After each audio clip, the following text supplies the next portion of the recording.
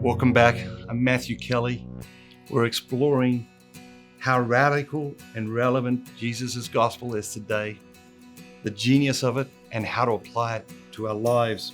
Today's gospel reading comes from the second chapter of Matthew, verses 1 through 12.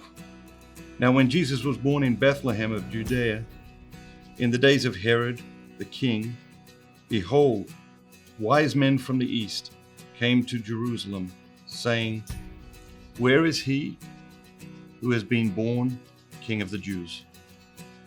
For we have seen his star in the east and have come to worship him." When Herod the king heard this, he was troubled, and all Jerusalem with him. And assembling all the chief priests and scribes of the people, he inquired of them where the Christ was to be born.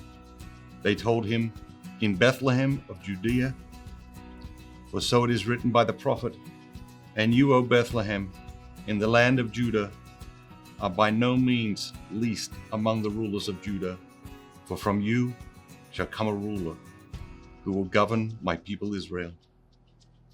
Then Herod summoned the wise men secretly and ascertained from them what time the star appeared.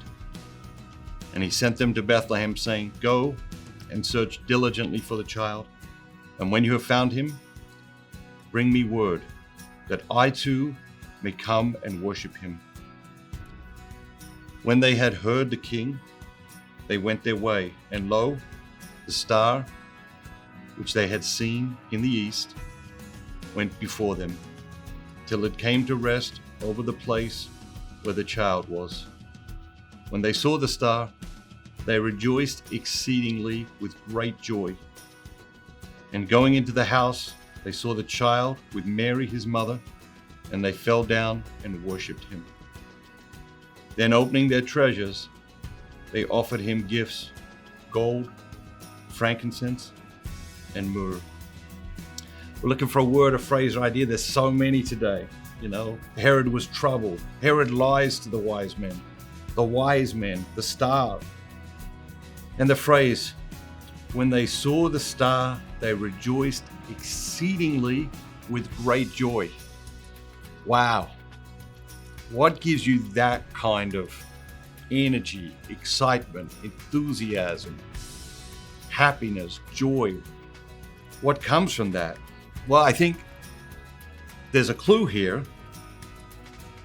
What gave the wise men that excitement, that enthusiasm, that joy, that happiness, it was clarity. It was clarity. They saw the star. They followed the star. The star gave them direction. The star was leading them to the Christ.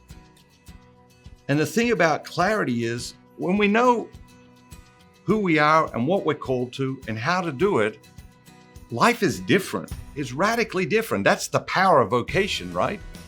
That's the joy, the rejoicing of knowing who we are and what we're here for and what we're being called to do and how to go about it. And so today I encourage you in your prayer to ask God to give you more clarity. Give you more clarity, because when we have clarity, like the wise men, they rejoice exceedingly with great joy. When we have clarity, we have that kind of joy.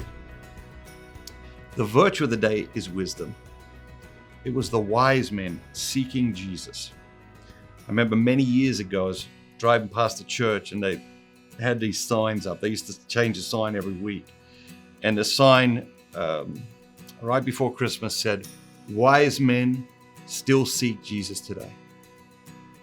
The wise men were seeking Jesus. The question is, are we seeking Jesus?